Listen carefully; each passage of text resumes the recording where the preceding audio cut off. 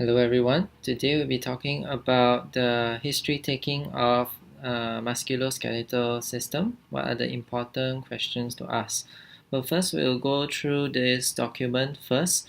I'll read through it and then in the end I'll summarize what are the important questions. If you'd like to skip to the part where I summarize, there's a link towards it in the description. Okay, let's start from the beginning. The musculoskeletal history. History taking is one of the most important skills for any doctor or practitioner to acquire, and this can only be achieved through regular practice. This handbook is primarily concerned with problems arising from the joints, that is, from the articular and periarticular structures. These structures are shown in Figure 2, while Figure 3 represents diagrammatically the changes which occur in the two main types of arthritis. What are the two main types of arthritis? These are rheumatoid arthritis and osteoarthritis. Rheumatoid arthritis is the main inflammatory arthritis, while osteoarthritis is the main non-inflammatory arthritis. Okay. However, it is clearly important to identify those cases where pain may appear to arise from the joint but is in fact referred pain. For example, where the patient describes pain in the left shoulder, which might be in fact be referred pain from the diaphragm, the neck, or perhaps ischemic cardiac pain. In cases where examination reveals no abnormalities in the joint, other clues will be obtained by taking a full history. Assuming the patient's problems do arise from the joints, the aims of the history will be to differentiate between inflammatory and degenerative or mechanical problems, to identify patterns that may help with the diagnosis, and to assess the impact of the problem upon the patient. There are four important areas which need to be covered when taking a musculoskeletal history. The current symptoms, the evolution of the problem, is it acute or chronic? The involvement of other symptoms, the involvement of other systems, the impact of the disease on the person's life.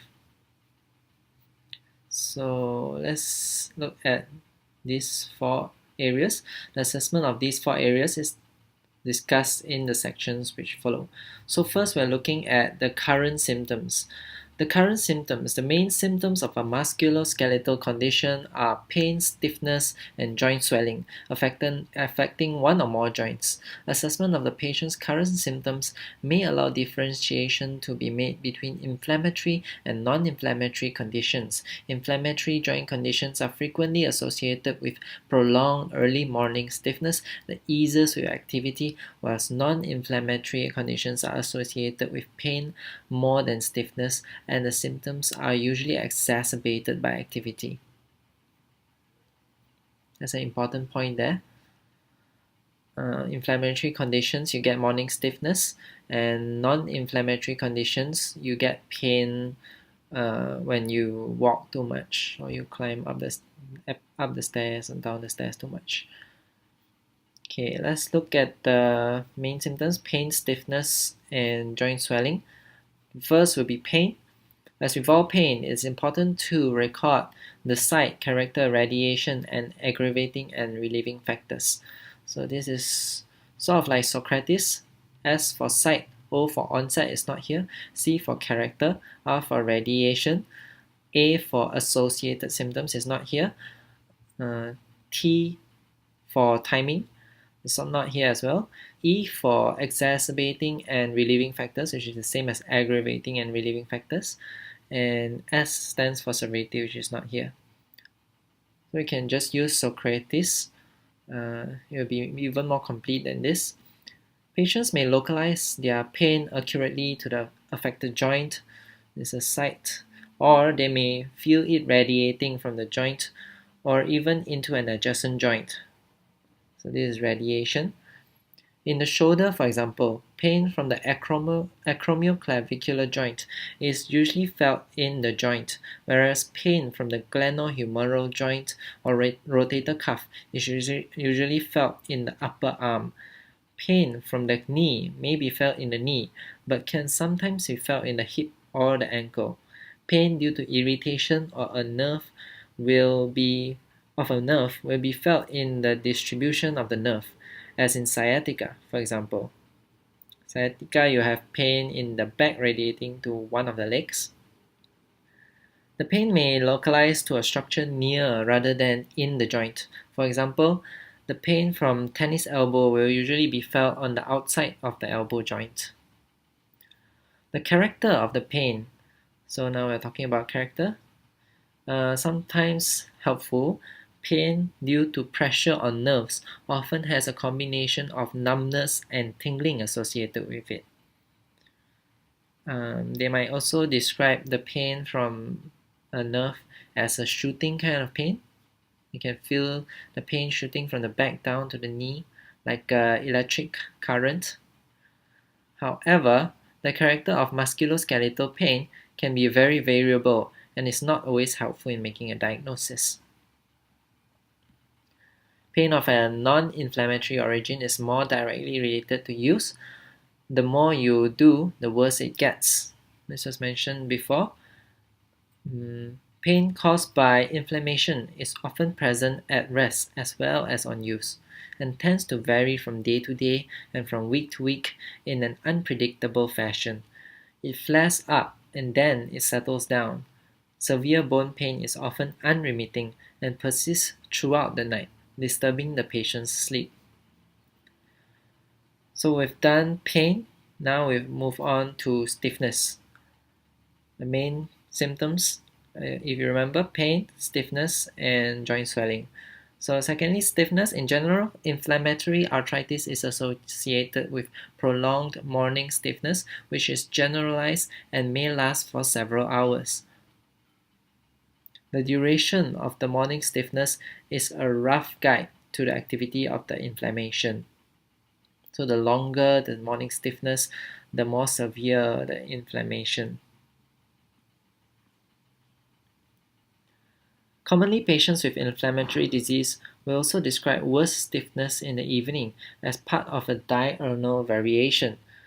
With inflammatory diseases such as rheumatoid arthritis, where joint destruction occurs over a prolonged period, the inflammatory component may eventually become less active, and the patient may then only complain of brief stiffness in the morning.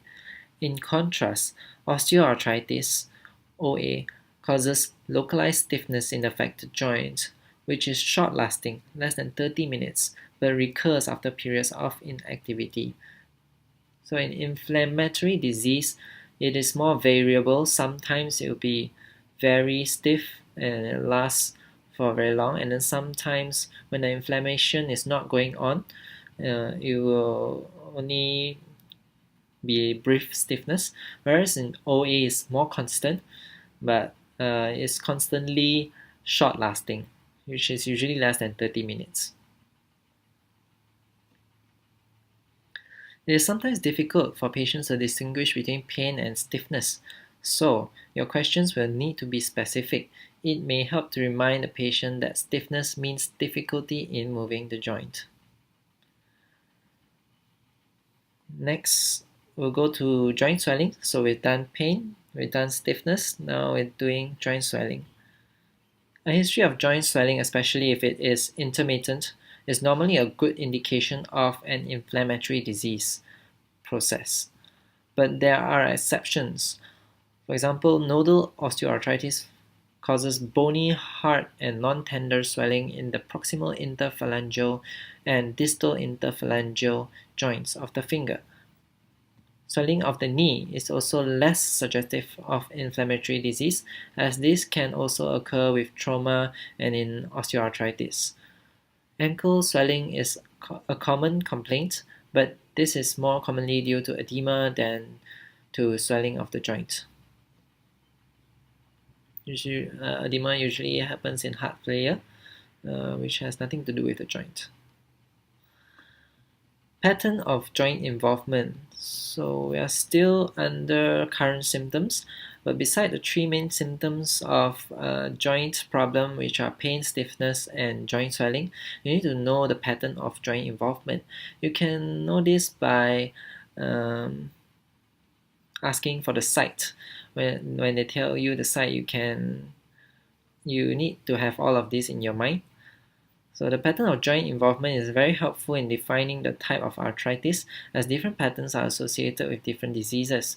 Common patterns of joint involvement include monoarticular, only one joint affected; pauciarticular or oligoarticular, less than 4 joints affected; polyarticular, a number of joints affected; axial, the spine is predominantly affected. As well as the number of joints affected, it is useful to consider whether the large or small joints are involved and whether the pattern is symmetrical or asymmetrical. Rheumatoid arthritis, for example, is a polyarthritis. It affects lots of joints, which tends to be symmetrical. It affects one joint, it will affect the same joint on the other side. And if it affects one group of joints, it will often affect them all. For example, the metacarpophalangeal joints. Note, however, that this describes established disease, and early rheumatoid arthritis can affect any pattern of joints. Spondyloarthritis, such as psoriatic arthritis, are more likely to be asymmetrical and may be associated with inflammatory symptoms, such as early morning stiffness involving the spine. Osteoarthritis tends to affect weight-bearing joints and the parts of the spine that move most, lumbar and cervical. Because osteoarthritis is a non-inflammatory arthritis that is worsened by movement, so it will affect the joints that move most.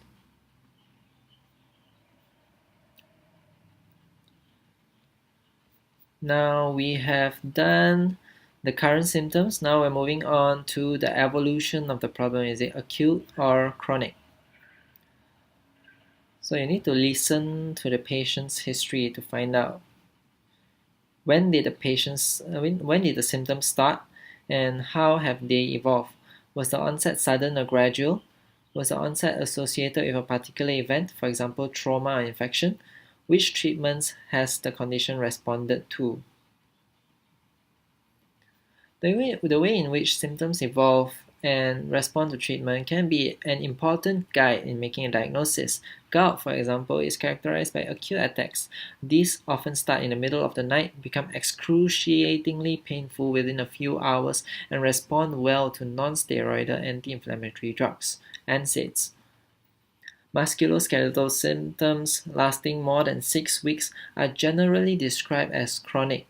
Chronic diseases may start insidiously and may have a variable course, with remissions and exacerbations influenced by therapy and other factors. It may be helpful to represent the chronology of a condition graphically, like this. Gout is acute. That comes on again and again, but in between you got no symptoms. Rheumatoid arthritis, you will have remission and remission. These are remissions, these are exacerbation, remission, exacerbation, remission. Stable on treatment. Okay, so we've done 2 out of the 4. To remind you is the current symptoms, the evolution of the problem, is it acute or chronic, the involvement of other systems, and the impact of the disease on the person's life. So we've done the current symptoms, which include the main symptoms of a joint problem, which is pain, stiffness, joint swelling, and also the pattern of the joint involvements. Secondly, the evolution of the problem, is it acute or chronic? How did it start? The onset, was it sudden onset or gradual onset, and did it get better or did it get worse, and how was it affected by treatment? How did it respond to treatment? And now we are going to the involvement of other systems.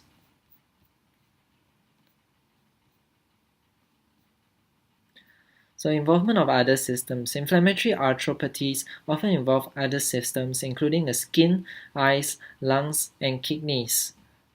Skin, eyes, lungs, kidneys. In addition, patients with inflammatory disease often suffer from general symptoms such as malaise, weight loss, mild fevers, and night sweats. Fatigue and depression are also common. Osteoarthritis osteoarthritis, in contrast, is limited to the musculoskeletal system. So in non-inflammatory conditions like osteoarthritis, you rarely have involvement of other systems. A comprehensive history must include the usual screening questions for all systems, as well as specific inquiries relating to known complications of specific musculoskeletal disorders. The presence of an arthritis does not exclude other diseases, and these other conditions may affect both the patient and their arthritis. A combination of two disabling diseases will be worse than either one alone, and the impact on the patient will therefore be greater. In addition, what other conditions may be affected by the treatments prescribed for the arthritis. For example, the presence of liver disease may limit the use of disease-modifying drugs or DMARDs, disease-modifying anti-rheumatic therapy, DMARDs, drugs for inflammatory arthritis, because most of these drugs can upset the liver. Now we move to impact of the condition on the patient. The current symptoms, done. The evolution of the problem, done. The involvement of other systems, done. And now we are at the impact of the disease on the patient. So the impact of the condition on the patient. Understanding the impact of the disease on the patient is crucial to negotiating a suitable management plan. Ask open questions about functional problems and difficulty in doing things. It may be easiest to get the patient to describe a typical day from getting out of bed to washing, dressing, toileting, etc. These are ADLs. ADLs include eating, locomotion, toileting, washing, and dressing. Potentially sensitive areas such as hygiene or sexual activity should be approached with simple, direct, open questions. You need to be direct about these questions. The more shy you are, the more awkward it will be. The impact of the disease on the patient's employment will be important.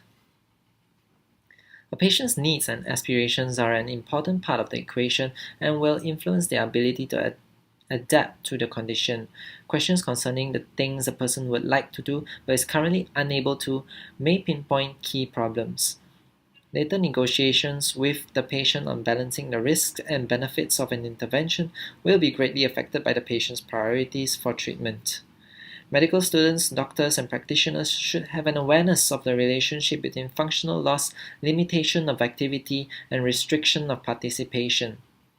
Being unable to fully flex a finger, loss of function, might lead to difficulty, for example, with fastening buttons activity, which might have a fairly minor impact on general life participation.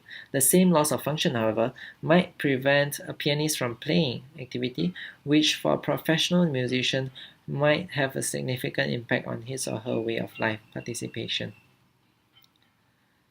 And there's an additional point here. It says here is the screening questions for musculoskeletal disorders. These screening questions are they go along well with GALS, which stands for Gait, Arm, Legs, and Spine, which is a screening physical examination for musculoskeletal disorders. So before you do the screening physical examination, you ask these three screening questions for musculoskeletal disorders. The questions are, the first question, do you have any pain or stiffness in your muscles, joints, or back? Can you dress yourself completely without any difficulty? Can you walk up and down stairs without any difficulty? These are the three questions. A patient who has no pain of stiffness and no difficulty with dressing or with climbing stairs is unlikely to be suffering from any significant musculoskeletal disorder. I think that's all for history. Okay, now I'm going to summarize everything. Okay. So there are four important areas, right? First important area is the current symptoms. The current symptoms include pain, stiffness, joint swelling, and pattern of joint involvement. So for this, actually you can use Socrates in pain, and then stiffness, usually it overlaps with pain, and it's quite troublesome for us to ask the patient to distinguish strictly what is pain and what is stiffness. So in a primary care setting, you don't have to be so exact, I think. So you can use Socrates to cover stiffness as well. I'll show you how later. Second one is the evolution of the problem. Is it acute or chronic? So this is something like the onset in Socrates, right? Socrates has onset, but the ones under pain here, side character radiation, they missed out onset. So you can put onset in, and then you cover the second point already. The evolution of the problem, is it acute or chronic? Well, you must know what you want to ask for onset. You don't just ask, oh, was it sudden or gradual? That's onset. But then you must ask, when did it start?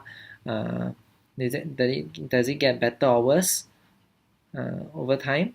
And then is it sudden or gradual? Yeah, these are the questions to ask for onset. And then the involvement of other systems. This is somehow like the associated symptoms in Socrates. So Socrates, SOCRA, associated symptoms, is not over here. So you can cover this in Socrates as well. So 1, 2, 3 covered in Socrates. How do you cover it? Associated symptoms. So you ask the systems that was mentioned just now. Does it affect the skin? Are there any skin changes? Does it affect the eyes? Do you have any changes to your eye? Do you have any problem seeing? Do you have pain or itch in your eye? Skin, eyes, kidney, was it? Skin, eyes, where is it? Skin, eyes, lungs, and kidneys, right? So do you have any breathing difficulties? Do you have frothy urine? Do you have blood in your urine? These kind of questions. So you can do it under associated symptoms in Socrates. So 1, 2, 3 is covered by doing Socrates. Simple, right? And then we move on to the impact of disease. So we ask, do you have any difficulty getting up in the morning? This kind of overlaps with morning stiffness as well. And then you ask about the ADLs, eating, moving, locomotion, eating, moving, toileting, bathing, and dressing. And what else?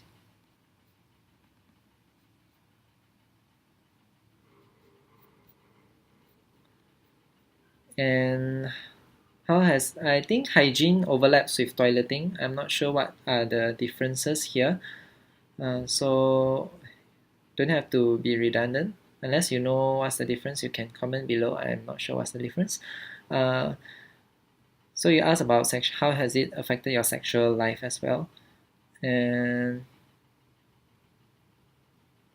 the impact on employment. So ask open question first. How has this affected your life? And then after that, ask how are you having any trouble in moving around? Can you eat on your own? Can you wash? Can you bathe on your own? Can you dress yourself? Can you go to the toilet on your own? These kind of questions. And how has it affected your sexual life? And how has it affected your employment? Right. The screening questions you asked before, girls, but in history, taking important points. Let's go through this again. So we go through Socrates, cover this tree, and then ask about the impact. Socrates, S first, site, where is the pain? So they will tell you where is the pain. Is it in the knee? Is it in the joints of the fingers? Is it on both hands? Yeah. So you can think on your own whether small joints or big joints are affected, or whether it's symmetrical or asymmetrical. Yeah, site. That's for site. And the number of joints affected. Is it monoarticular, one joint, or polyarticular, many joints? That's site. And then we move on to O, standing for onset. Onset, you ask when did it start? How did it start? As in, is it sudden or does it come slowly? And how has it evolved? As in, has it improved or has it been getting worse? And then for C, character, you ask how does the pain feel like? Although it says in this document that character is sometimes helpful, but can be very variable and it's not always helpful. You still ask about the character because sometimes it can be quite typical. For example, the electric current like shooting pain from the back to the leg, yeah, pointing to sciatica. Okay. R for radiation. Does the pain go anywhere? Okay, that's simple. A, associated symptoms. You ask if there's any changes to the skin, any changes to the eyes, any breathing difficulties, any frothy urine, any blood in your urine. That's to screen for kidneys. And T, timing. Okay, for timing you can do this part. No, for timing, okay, for timing you use it to cover stiffness. For timing you use it to cover stiffness. So you ask about morning stiffness, and you ask how long does it last. That's how timing covers it. If it's less than 30 minutes, more likely it's non-inflammatory, which is OA, and if it's hours, it's more likely to be inflammatory. SOCRATE, exacerbating and relieving factors. So you ask, is it more painful in the morning when you get up in the morning, or is it more painful after exercise, after moving around? More painful in the morning means more likely inflammatory, and worse on use, more likely mechanical or degenerative, which indicates OA, osteoarthritis. And relieving factors, what helped? Are there any treatments that you've been taking that help? Any medications, for example, NSAIDs for gout should respond quite well. Yeah, so S done, O done, C done, R done, A done, T timing done, E exacerbating and relieving factors done. S, you ask about severity. From a scale of 1 to 10, how bad is the pain? Okay, and then you move on to impact of the disease. Impact of the disease on the person's life. You ask about ADLs, which are any problems walking around, locomotion. Can you eat on your own, eating? Can you go to the toilet on your own, toileting? Can you shower on your own, bathing? And can you dress on your own, dressing? Can you wear your clothes on your own? Yeah, and how has it impacted your sexual life? And how has it impacted your employability?